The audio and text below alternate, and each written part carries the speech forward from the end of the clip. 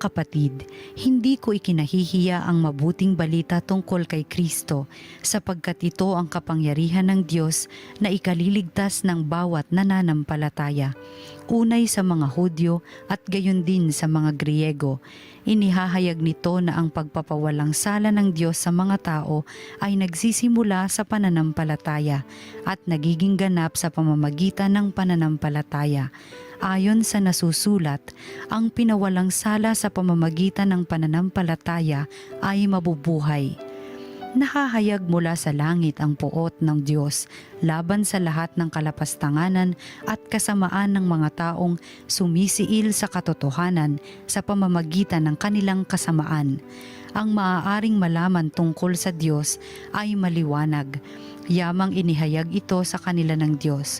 Mula pa nang likhain niya ang sanlibutan, ang kalikasang di nakikita, ang kanyang walang hanggang kapangyarihan at pagka-Diyos ay maliwanag na inihahayag ng mga bagay na ginawa niya. Kaya't wala na silang maidadahilan. Kahit nakilala na nila ang Diyos, siya ay di nila pinarangalan bilang Diyos ni pasalamatan man. Sa halip, naghaka-haka sila ng mga bagay na walang kabuluhan at madimlan ang kanilang mga hangal na pag-iisip. Sila'y nagmamarunong, ngunit lumitaw na hangal nang talikdan nila ang kadakilaan ng Diyos na walang kamatayan at sambahin ang mga larawan ng mga taong may kamatayan, ng mga hayop na may apat na paa at ng mga nilalang na nagsisigapang. Kaya hinayaan na sila ng Diyos sa kanilang maruruming pita hanggang sa magumon sila sa paggawa ng kahalayan sa isa't isa. Tinalikdan nila ang katotohanan tungkol sa Diyos at pinalitan ng kasinungalingan.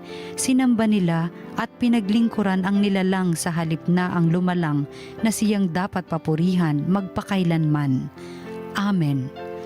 Ang salita ng Diyos. Ang langit ay nagdiriwang sa Panginoong marangal.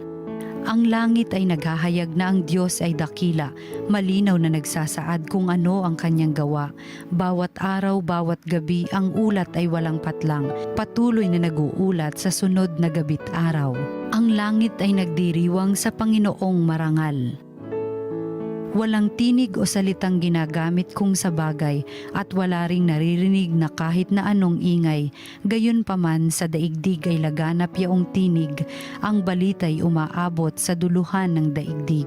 Ang langit ay nagdiriwang sa Panginoong marangal. Ang mabuting balita ng Panginoon ayon kay San Lucas. Noong panahong iyon, pagkatapos magsalita ni Jesus, siya'y inanyayahan ng isang Pariseo upang kumain, kaya't pumunta siya sa bahay nito. Pagdulog sa hapag, nagtaka ang Pariseo nang makita niyang kumain si Jesus nang hindi muna naghugas ng kamay. Sinabi sa kanya ng Panginoon, "Kayong mga Pariseo, hinuhugasan ninyo ang labas ng tasa at ng pinggan, ngunit ang loob ninyo'y punong-puno ng kasakiman at kasamaan. Mga hangal, hindi ba't ang may likha ng labas ang siya ring may likha ng loob? Ngunit ipahayag muna ninyo sa mga dukha ang mga laman ng mga sisidlan at magiging malinis ang lahat ng bagay para sa inyo." Ang mabuting balita ng Panginoon. Pinupuri ka namin, Panginoong Hesukristo. Magandang araw mga minamahal naming kapatid kay Jesus. Ako po si Father Paul Jacome from the Archdiocese of Manila. Halina po't samahan natin ang isa't isang magnilay sa salita ng Diyos, salita ng buhay. Napakaganda po ng atin pong storya sa Ebanghelyo. Pinatuloy daw po si Jesus sa bahay ng isang namumuno. No? Pinatuloy lang sa bahay, pero nakakalungkot isipin, hindi sa kanilang puso. No? Marahil dahil alam siguro nung may-ari ng bahay na nagiging tanyag na si Jesus. No? Ninais niya sigurong sumabay lamang sa uso. No? Ito'y hindi naman malayo sa karanasan natin. No? Ibig natin lagi na hanggat maaari, kung hindi man ito'y uso, yung mga taong mayroon ring katanyagan, no? Sana man lang madampian tayo ng kanilang presensya. O kahit man lang sa atin pong mga buhay, kapag yung mga kaibigan natin rin, mayroong mga pagkakataon na sila rin ay parang umuusbong, gusto rin natin makasama sila. Pero kadalasan rin ang tukso ay para bang nagiging palabas lamang, no? At nais lamang, ito nakita natin sa storya, siguro nais lang nung may-ari na mabigyan rin ng pansin o para bang pagpapakitang gilas lamang. Kaya hindi rin ito naiiba, no? Na ang turing niya, naiwan na lamang sa mistulang mga panlabas.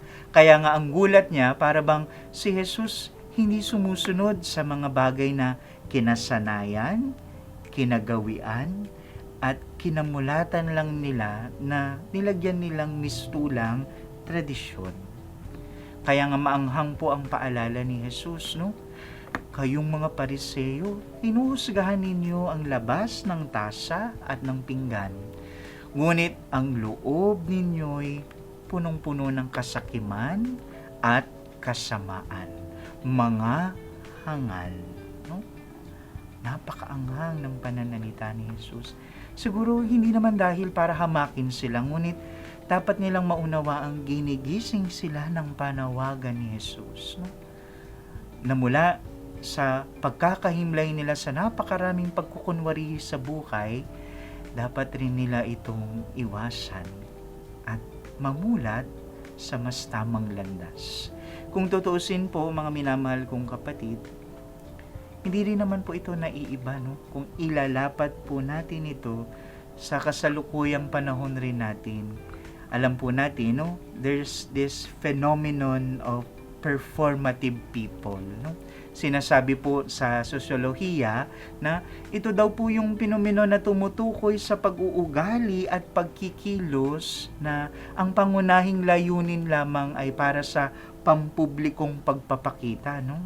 Yung everything must be performative and to be seen. Sa halip na dapat nagmumula sa tunay na pananalig o paniniwala, nagkakaroon ng mistulang pagpapakita o yung mga bagay na dapat lamang best put forward, no? Ang ganitong pag-uugali, may pinag-uugatan daw po, no, sa filosofiya na kadalasang indinirekta sa pagnanais daw po ng tao na makita, no? Yung tinatawag na social validation, no? Yung pagpapanatili ng imahe, no, para magpakita ng pag-ayon sa partikular na pamantayan na kadalasan makamundo. Kaya nga po, ang terminong performative people ay lumalaganap, ngunit nagkakaroon ng tila baga negatibong pakahulugan, lalo't higit sa panahon ngayon ng social media, no? Kung susuriin po natin ang ating pong mga nakasanayan, mga minamahal kong kapatid, di ba parang sinasanay naman kasi tayo ng mundo, no? Na sa tukso ng huwad na pagkaligalig, no? Laging sinasabi sa atin, yes, we have to deliver. We have to perform. We have to compete. Parang best foot forward always. Pero kadalasan, naiiwan tayo, no, sa kawalan ng puso at malasakit. Na para bang ang lahat ng bagay ginagawa lamang para makita. But then, sabi sa atin, no, we are fools if we think we can save ourselves simply by keeping up a good appearance, no? Madali kasing magkunwari at magtago sa magandang pagpapalat kayo. Pero may sinasabi sa atin si Jesus. Ano raw po ba ang lunas sa ganitong klaseng tukso? Paano tayo matutuon ang ating disposisyon sa hindi masyadong pagiging abala sa mistulang pagpapakita lamang? Sabi sa atin, we can always opt to feign our performance, but God will always discern our hearts. Maaari nating pikiin yung ating pagkilos at intensyon, pero kailanman hindi natin maluloko si Jesus na nakikita ang ating mga puso. Kaya nga sabi niya, ngunit ipamahagi muna ninyo sa mga dukha ang mga laman ng mga sisidlan at magiging malinis ang lahat ng mga bagay para sa inyo. Ito'y pagbibigay pakahulugan sa atin. No? The antidote to greed is our generosity to the least, the lost, and the last. Our self-serving mentality should be countered by our self-sacrificing love. No? Hindi po ibig sabihin na maliligtas lamang natin ang sarili natin sa simpleng paggawa ng mabuti. Hindi. Ang sinasabi natin, sa Diyos pa rin ang pagliligtas. It is God who saves us. But when we open our hearts to others, no, habang binubuksan natin ang ating puso sa iba, lalo rin tayong mas nagiging bukas para sa Diyos. No? Kasi may mga bagay tayong maitatago, maikukubli sa likod ng mga ngiti at marami nating pinagkakaabalahan. Maaaring mapagdudahan ang ating mga pagkilos at paggawa, ngunit ang katotohanan ng bunga ng mga gawang bumubukal sa pagmamahal, kailanman hindi madudungisan. We can feign things performatively, but we can never feign goodness that springs from our own hearts, from the love that is poured in our actions. Sapagkat ito daw po yung mga bagay na magpapadalisay sa atin. Remember, my dear sisters and brothers, when it comes to loving God and our faith, no, it is not about our outward performance, but our genuine, humble, and heartfelt repentance. Yung pusong nagbabago at yung buhay na pinapagpanibago ng awa ng Diyos at pagmamahal natin sa ating kapwa. Mga minamahal kong kapatid, ito ang paanyaya ni Jesus. Itigil na natin ang mapagbalat gayo na pagkukunwari at hayaan nating isuko natin ang kaibuturan ng ating mga puso.